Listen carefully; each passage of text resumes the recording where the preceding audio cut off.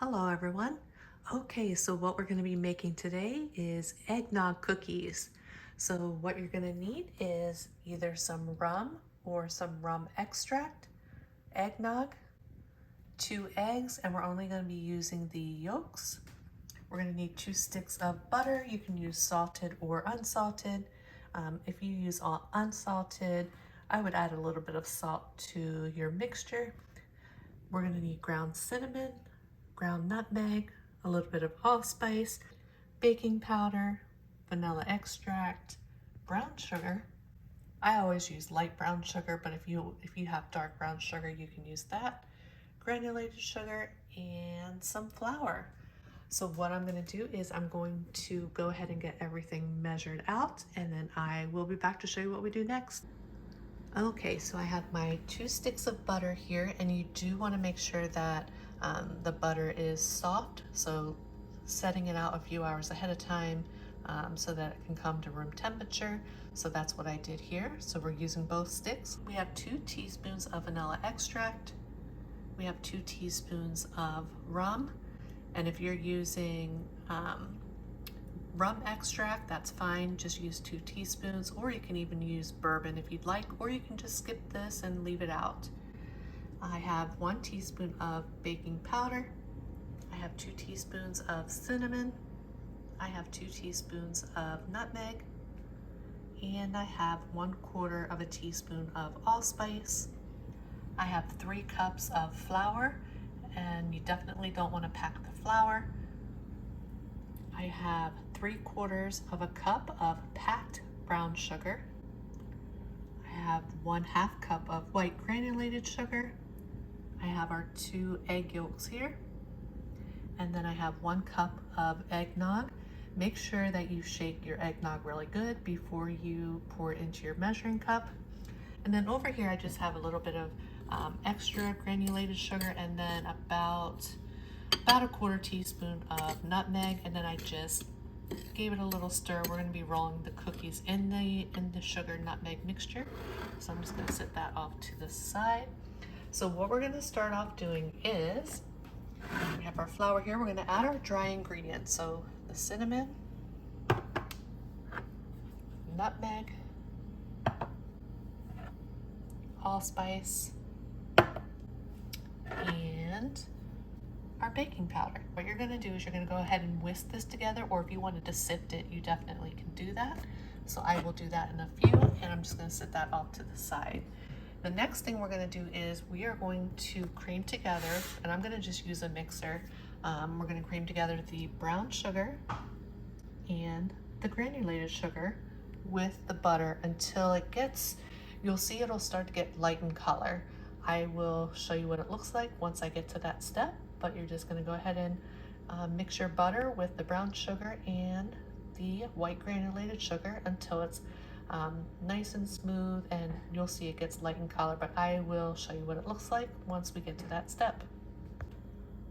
Okay, I got the butter and the sugars mixed together, so now what you're going to do is you're going to add your 2 egg yolks, and we're going to mix those together first. Then you're going to go ahead and add your vanilla extract, give it a good mix, and then go ahead and add your rum, give it a good mix, and then you're going to go ahead and add your eggnog, and then give it a good mix, and I will be back once I finish those steps.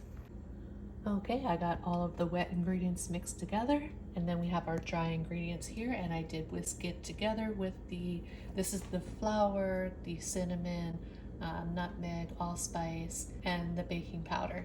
So what you're going to do is slowly add your dry ingredients to your wet ingredients and get it mixed together. I'm going to do that, and then once it is ready, I'll be back.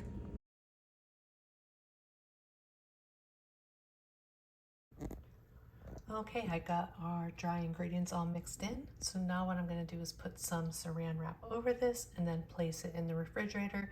We're going to chill it for a couple hours. That way it can stiffen up a bit and we can work with it. So what I did is I just preheated my oven to 350 degrees. I lined a cookie sheet with parchment paper. Now I will let you know I ended up refrigerating this overnight. I had that dog here, and She got picked up late last night. So when I started this last night, I'm like, oh, I can do it tonight. By the time I got this batter into the refrigerator, it was like almost 11 p.m. I waited like an hour, but it still needed to firm up a bit, and I was tired, so I ended up just going to bed. It is perfectly fine if you want to refrigerate it overnight. I would just say definitely not more than 24 hours. For me, it's only been about 11 hours. So what we're gonna do is I have my little scoop here. So I'm going to just take scoops of it, roll it into a ball, and then we're gonna roll it into our sugar nutmeg mixture. And then you're gonna go ahead and place it on your cookie sheet. I do flatten them down a little bit with the palm of my hand. I'm gonna go ahead and just start a couple of these, and then I will show you what they look like. And then we're gonna bake them for anywhere from 10 to 13 minutes. I'm going to set my timer for 10 minutes and then just check on them. But once I get these onto my cookie sheet, I will show you what they look like. Okay, I got them all rolled and rolled them in the sugar. Now I just take my palm and I just push them down a little bit. Sebastian's saying hi, he did just eat. I fed them right before I started this video. So you're just gonna go ahead and just press them down a little bit with the palm of your hand. So I'm gonna finish doing that and then go ahead and place them in a 350-degree oven for 10 to 13 minutes. Like I mentioned earlier, I will be checking. I'm gonna set my timer for 10 minutes and then check on them. While the cookies are baking, I'm gonna place the dough back into the refrigerator. This is a wetter dough.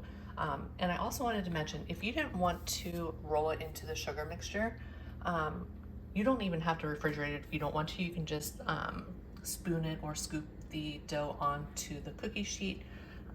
But just as a reminder, it is a wetter dough.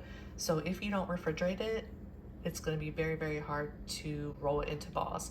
I just wanted to let you know that. But I feel like this sugar nutmeg mixture gives it, I don't know, I just like the little crunch that it gives on the outside. So I'm going to finish flattening the remainder of these just a little bit, get them into the oven. I will let you know how long I bake them for. Okay, I just pulled my first batch out. I did bake them for 11 minutes, so I just let it sit here for a minute, and then what I'll do is I will move them over to my cooling rack there. So what I'm going to do is I'm going to continue. Once I get all the cookies done, we will give them a taste.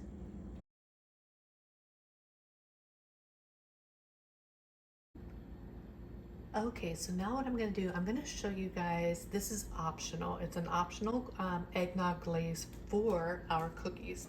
Now, I'm not going to glaze all of them because, you know, with eggnog having milk and cream, I don't want to have to store the cookies in the refrigerator. I just don't like them like that. So what I'm going to do, I'm going to show you all how to make the glaze. I will glaze a couple cookies. But yeah, so what you're going to need for the glaze is powdered sugar. You're going to need your rum or your rum extract, nutmeg, pure vanilla extract, and eggnog. And what we have here, you're going to need anywhere from 3 to 5 tablespoons of eggnog. I'm starting off with 3. It's better to start off low, and if it's way too, if it's too thick, just add another tablespoon. Still too thick, add another tablespoon. It could give or take a little bit from that 3 to 5 tablespoons, but I am starting off with 3 tablespoons. And here I have 1 teaspoon of nutmeg, 1/2 teaspoon of pure vanilla extract. In here it's hard to see, but it's 1/2 of our rum. Now I do recommend, if kids are going to be eating these, I would not use the rum. You can just leave that out and just do 1 full teaspoon of vanilla extract instead of 1/2. And then I have 1 cup of powdered sugar here. So what you're going to do, we're just going to pour everything into this bowl. You're going to whisk it up until it's nice and smooth. And then you're just going to drizzle the glaze on top of the cookies.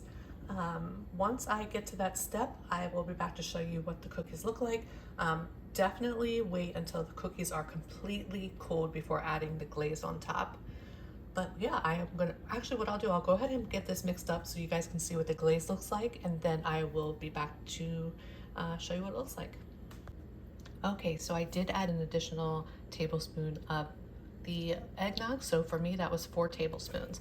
And this is the consistency. I mean, if you wanted it a little bit thinner, you could just add that additional tablespoon, but looking good. So as soon as the cookies are cooled off, I will go ahead and drizzle some of the glaze onto some of the cookies. And then once the glaze dries up a little bit, we will give them a taste. Okay, so our cookies are cooled off. So I'm going to show you. I use a fork to drizzle. So what you can do is let the excess fall off, and I do have that lined plate with parchment paper. That way any drizzle will go on to, and I went too thick. You should let that big glob fall off the fork first before moving over. So let me show you.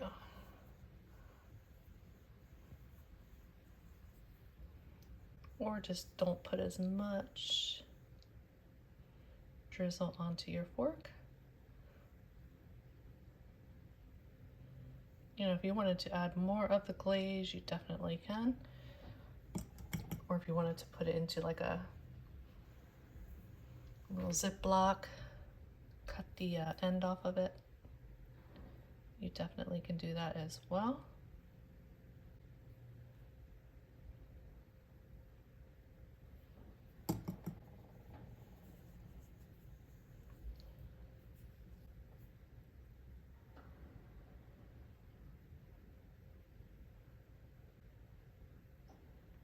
Now, if you're using an icing, of course, it's going to be thicker. So yeah, what I'm going to do is once the glaze dries, we will go ahead and give the cookies a taste with the glaze and without the glaze. You can store your glaze in the refrigerator in an airtight container. And then when you want to get it out, you just let it get to room temperature. You might just have to add a little bit of extra eggnog to thin it out a bit. But yeah, now if you're okay with using the glaze on all of the cookies and you're okay with keeping the cookies in the refrigerator and then pulling them out, you can definitely glaze them all. And if leaving the glaze out at room temperature on all of the cookies doesn't bother you, you can definitely do that. But I just don't like doing it when the eggnog has milk in it. But yeah, I will be back once it's time to give these a taste. Okay, our eggnog cookies are done. So I have some that we just rolled in the sugar and nutmeg, and then some on the plate as well that we drizzled with the eggnog glaze. Now it did make 44 cookies total for me. It will vary based on how big or small you make the cookies. So let's give them a taste. We'll try the glazed first.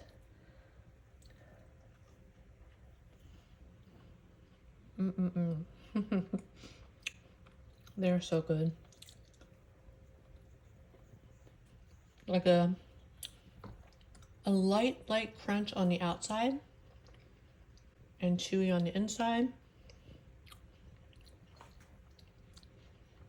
And the glaze does bring a nice touch.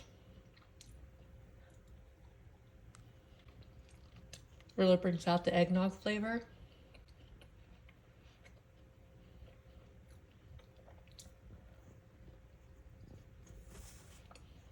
Delicious. Let's give these a taste without the glaze.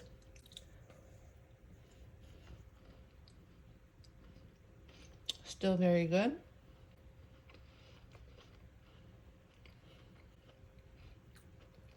And it's the same, it's just a light crunch on the outside, chewy on the inside.